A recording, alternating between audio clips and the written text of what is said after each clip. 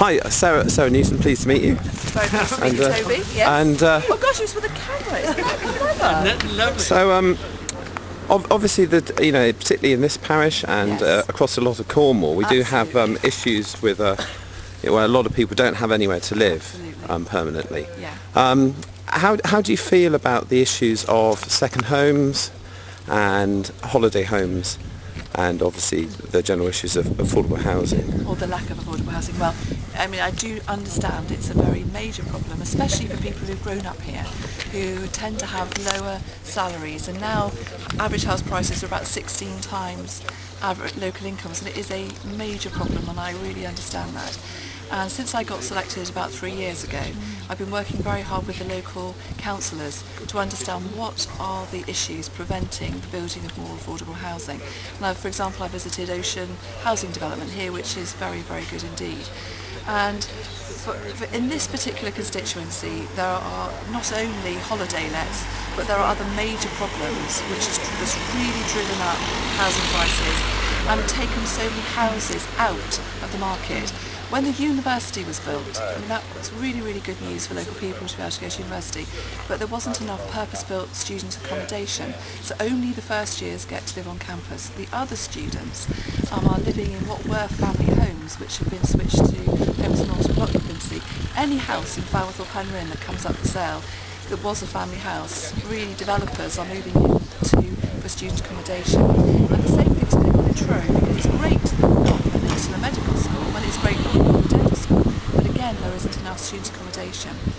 Also, we've got an ageing population, which is wonderful, but people living longer, and so a lot of houses that would have been coming into the market aren't coming into the market.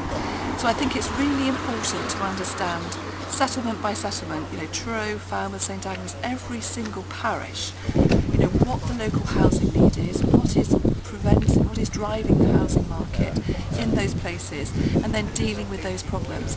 Now, one of the things that I think will be really good for villages like St Agnes, but really all the villages in this constituency, are housing trusts, local housing trusts. And this is an idea that's piloted in Cornwall. Up in near Rock and Padstow, over 300 homes have been built. And this is where some land is given up to an independent body that is usually parish councillors and members of the local community, and homes are built only for local people. They can be self-built, you can have housing associations involved, the council, and they only stay in that housing trust. So they can be, you can buy them, you can have shared equity, you can rent them.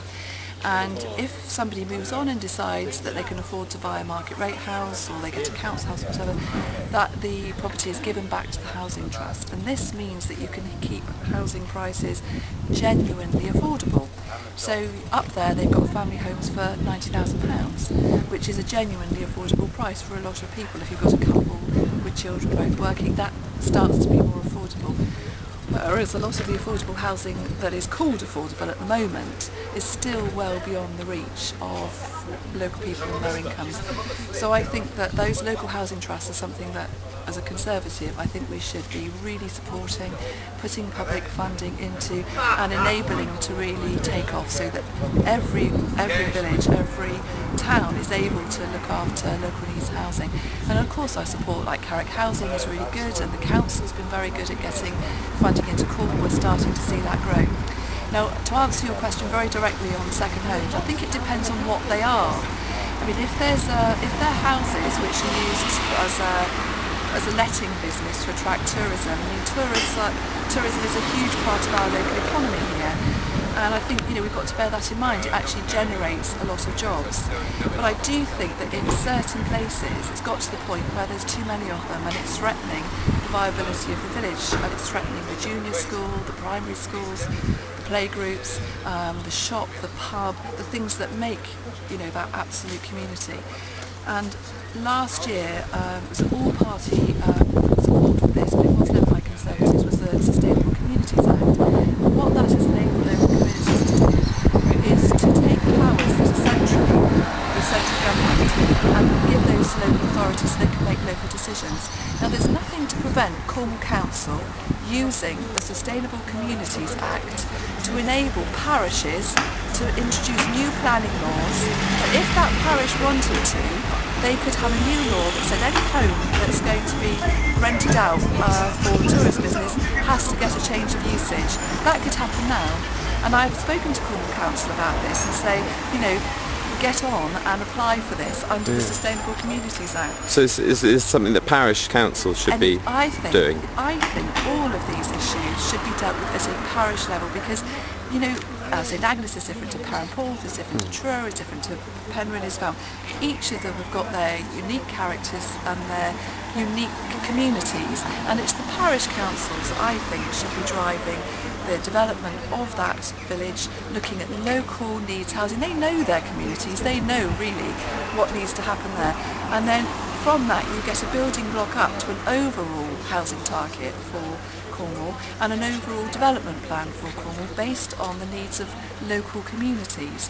And that's something I know other Conservatives and I have been pushing for, for some time. And as you know probably, we agree if we get into power we want to scrap the regional spatial strategy and scrap take back from the regional bodies the planning decisions to Cornwall Council, so that Cornwall Council will decide the development of Cornwall.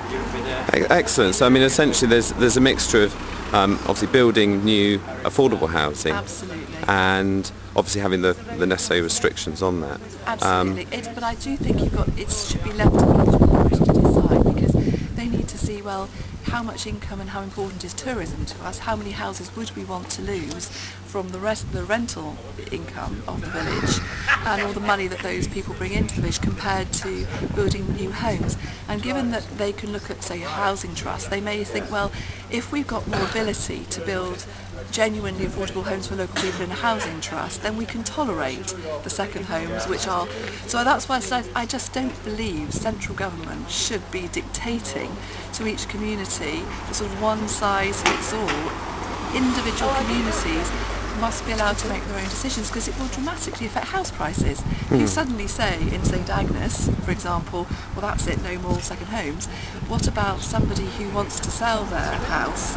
They're obviously going to be able to sell it for less than if somebody could sell it to a second homeowner. So there's lots of consequences, and that's why I think local people in each community are best placed to make those decisions.